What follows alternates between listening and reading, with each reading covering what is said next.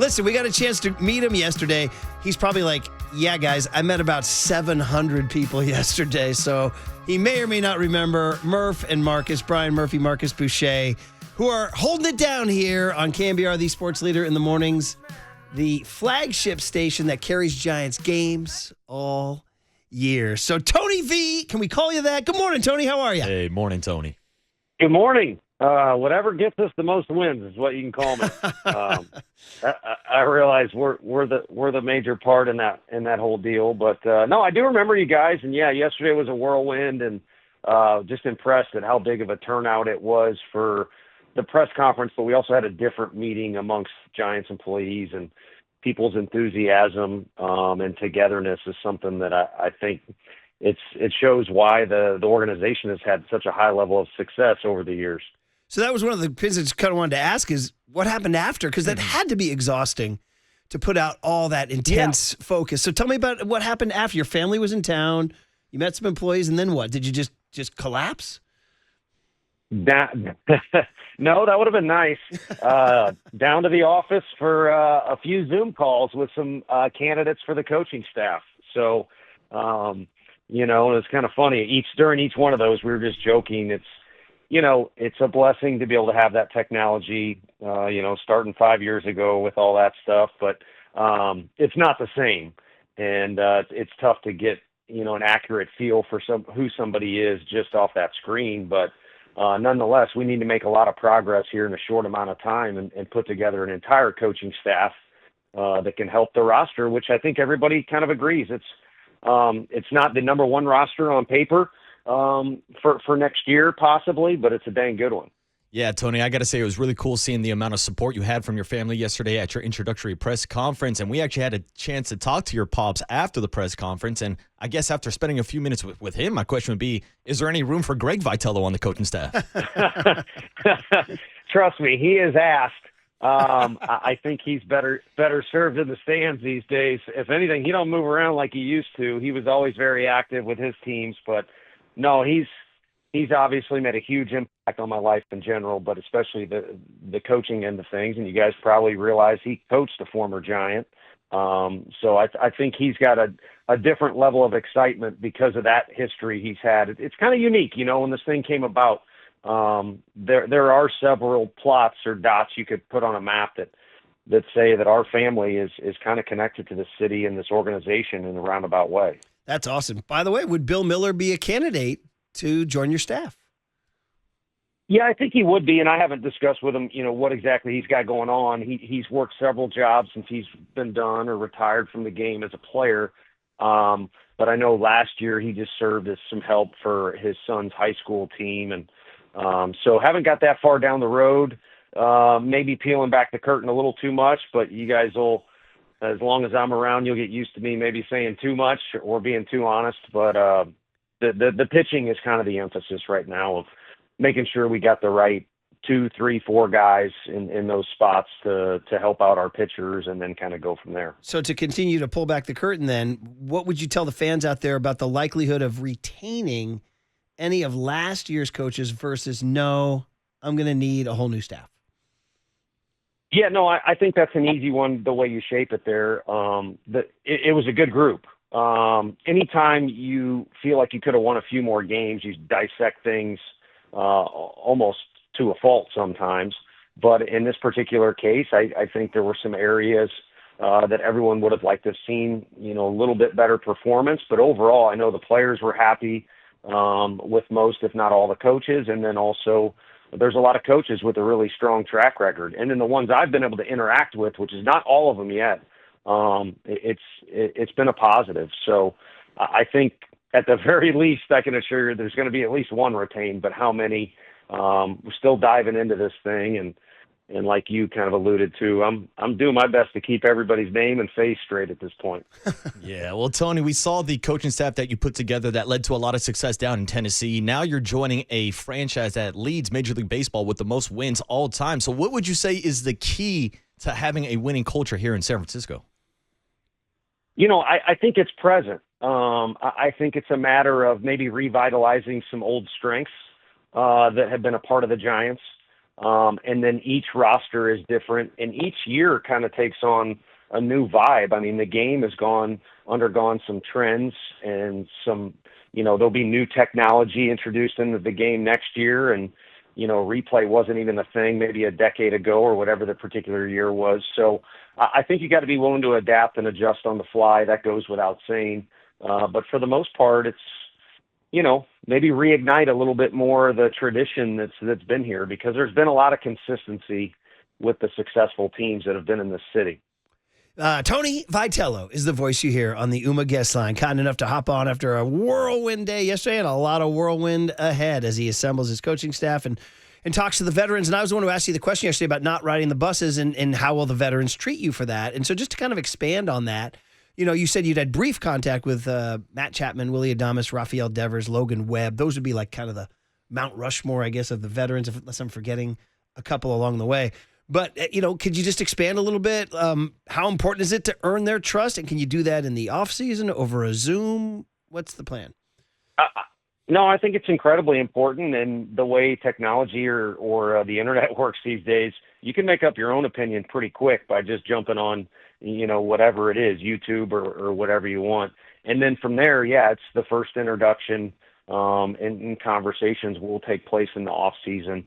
I think ultimately where we become a true coaching staff and start to formulate who we are as a team, it's going to be in spring training. So no buses there. Fortunately, we're all in one location, and it's probably the best one in all of Major League Baseball. But we'll be in the same spot together with some time to get to know each other and also kind of set the tone for the year. So I think that's really where it's going to happen. And I can't go back in time. The one thing I do want to, implement here, if I had a magic wand or if I had a wish, is for us to make progress as the year goes on and consistently get better, get a better vibe, not make as many mistakes or not repeat mistakes. And so that's parallel to who I am. There's no getting around. It's the first go around. So you would hope and think that if we're working hard as a staff that,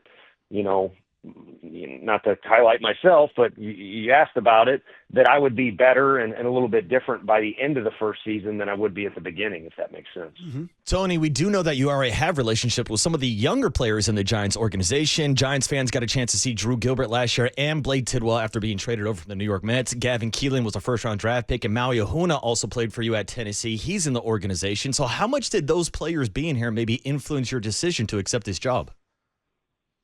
Yeah, Bryce Eldridge was heavily recruited, and heck, there's some others too that there's a little bit of a connection with. But the Tennessee guys, I'm incredibly close with, especially Drew. It's just a unique relationship because he's such a unique kid, and that had a little bit to do with it, because when you go into a new environment, what you want is an inside scoop on what it's truly like, and those guys kind of gave me confirmation that this organization is really well run from top to bottom, and it shows in the minor leagues and obviously at the big league level too.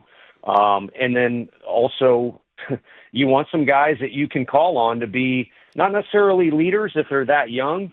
But I can assure you, if there's a day where we're doing some extra base running and it's optional, that Drew Gilbert's going to be there, whether he likes it or not. There's a little bit different relationship there, You mentioned base running, extra base running, and I think you alluded to yesterday in some of the post-game or post-presser chat about details. And, whether it's a secondary lead or whether it's a read on a first jump on defense, things like that. How does a Tony Vitello team coach details?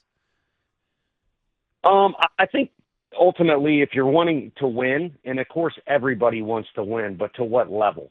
And if you're truly invested in, wanting to win, and it sounds corny, but it's what I'm getting at is for the team to have success, then you're automatically kind of dialed into doing the right things. The Derek Jeter play, which obviously kind of rings home in this area, where he was in a weird cutoff position and flips to home. That's not practiced.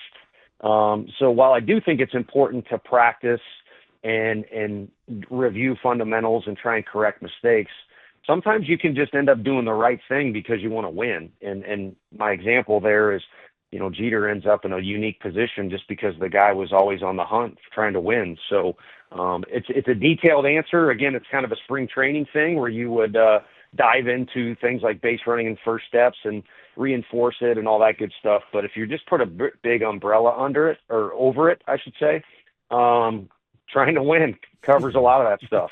Yeah, Tony, we've talked a lot about development throughout the entire organization. And that's why it stood out to me when Buster mentioned yesterday that you're not only going to help the club at the big league level, but throughout the entire organization. And for all this talk about your lack of experience at the major league level, I think you probably know this field, this talent level of college players better than anybody else with your time at Tennessee. So with that knowledge, spending 8 years at Tennessee, playing against these guys, recruiting these guys, how much do you think that information can overall help the entire organization?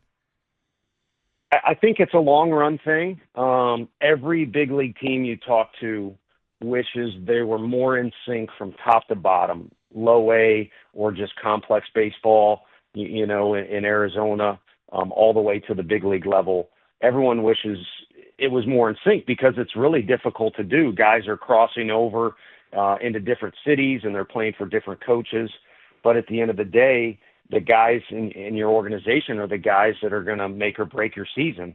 And so I think where I lack experience of, dealing with a guy that's 35 years old and making a, huge amount of money, I think maybe there's a little bit more experience or a little bit of an edge to my background of knowing young players and knowing fundamental mistakes or how guys showcase in high school and maybe miss out on some of the fundamentals that are key.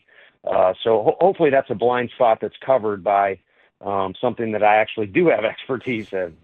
Tony Vitello here. It's great just talking ball, life. We've got to get a couple fun ones in there, but just one more baseball. Just here's my, Tony, I'm old school, baby. They're striking out too much. Yeah. They're striking out too much. Sure. How are we cutting down we got to put the ball in play, Tony. Got to put the ball in play. How are we going to do it? Yeah. If you don't think you met my dad, if you don't think I'm hearing that every single day that I talk to him about baseball, then you didn't have a long enough conversation with him. It's interesting.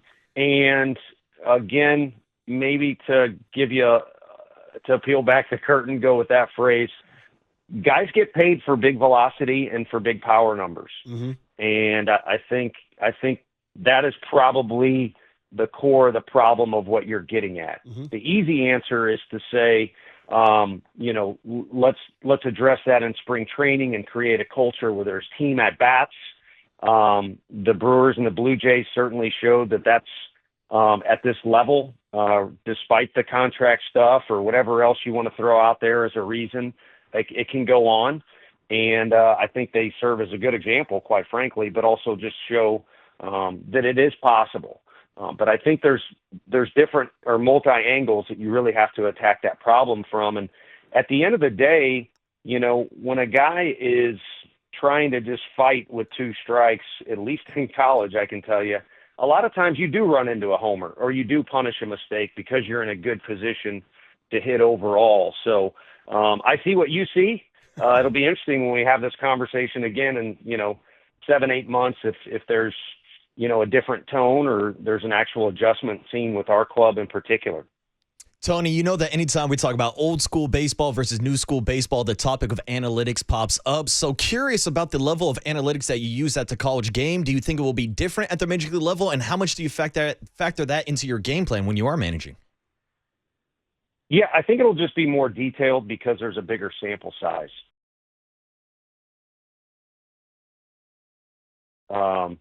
But I don't think you'd be amazed because everybody kind of knows from SEC football just how intense that is, what type of fan bases and therefore money you're dealing with.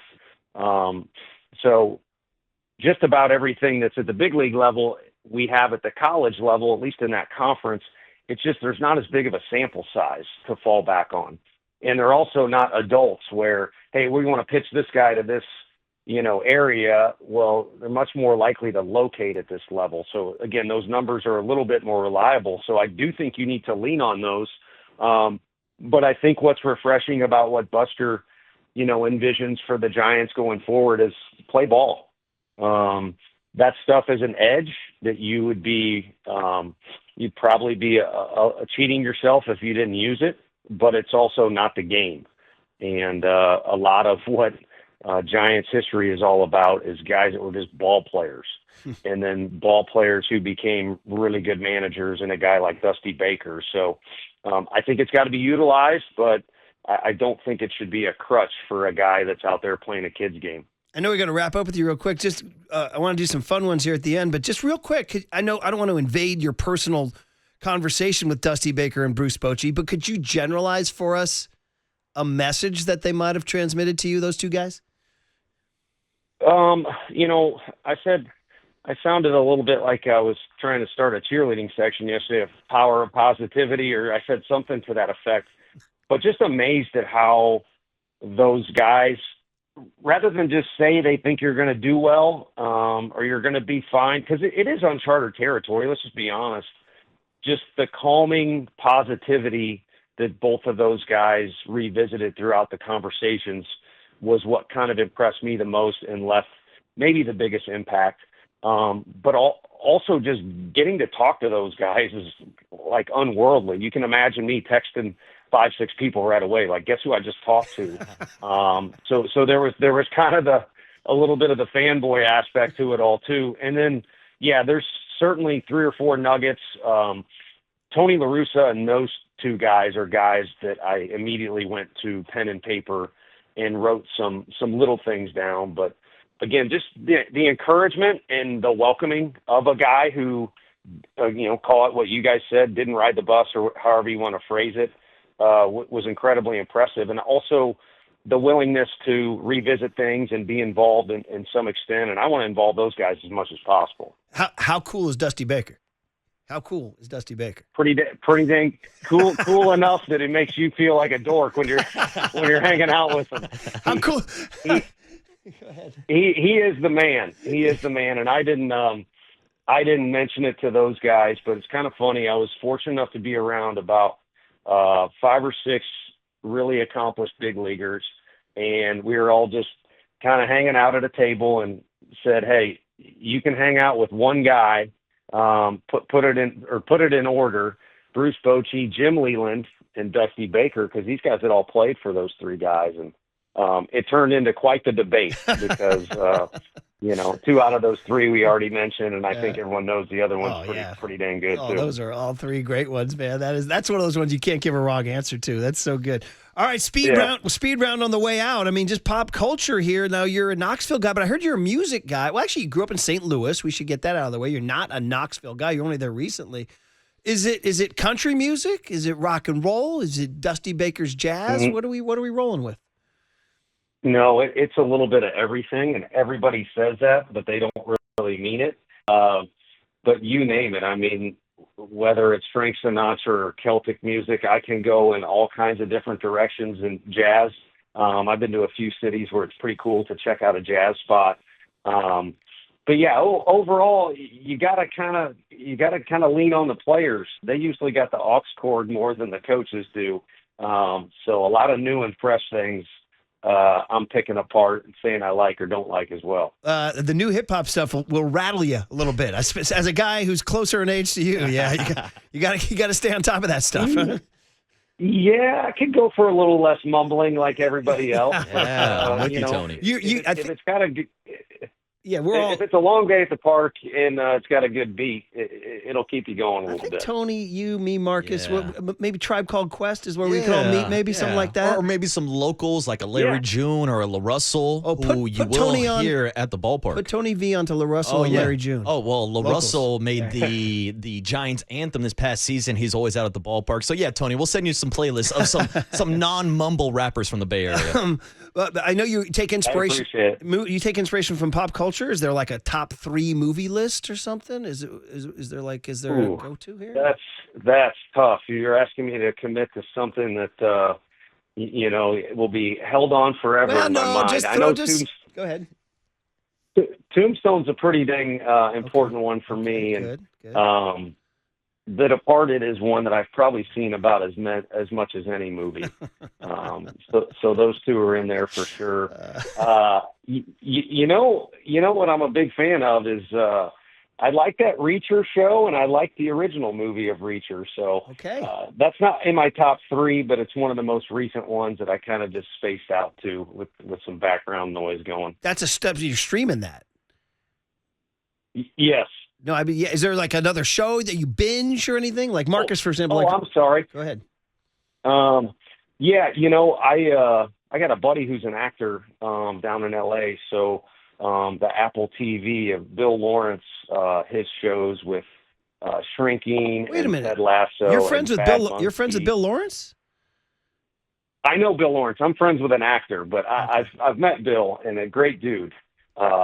He plays basketball with some of my buddies, and being able to meet him was pretty dang cool. But yeah, so I've kind of dove into those shows a Well, little bit. you've heard the Ted Lasso. I mean, a lot of people say there's some Ted Lasso in Tony V. Is that accurate?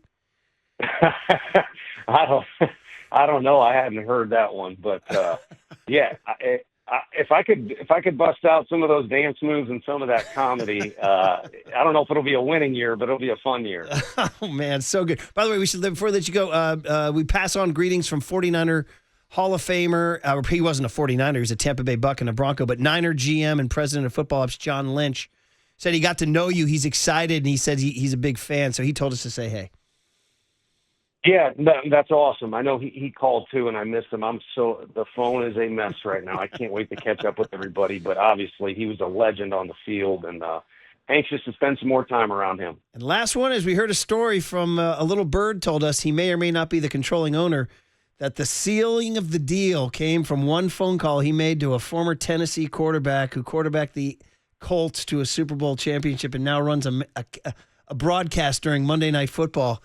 His name was Peyton Manning. And Peyton Manning said, I'm sure Greg's told you this, but if he hasn't, Peyton Manning said, you are a blanking rock star. He used a swear word. You're a blanking rock star. And then he said, and I'm not going to say anything else because I don't want you to blanking touch this guy. Had you heard that story?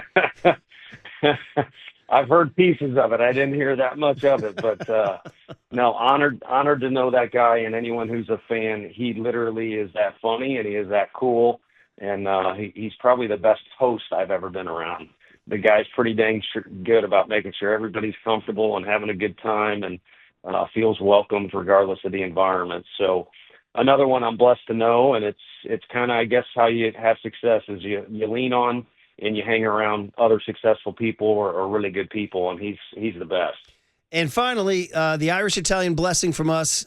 We know it's coming then, so there's going to be days that you're furious and throwing things, and then there's days you're weeping with sentimentality, right? Is that pretty much it? Yeah, that's the big league season, though. Ups and downs, strikes and gutters, as the Big Lebowski said. Right. Tony, we kept you long. You got to get back to all these phone calls from Peyton Manning to John Lynch, and Murph and Marcus say welcome to the city, and we very much look forward to our future interactions, and congratulations. Yeah, congrats, Tony. Thanks so much, guys. Appreciate you. Tony Vitello on The Sports Leader.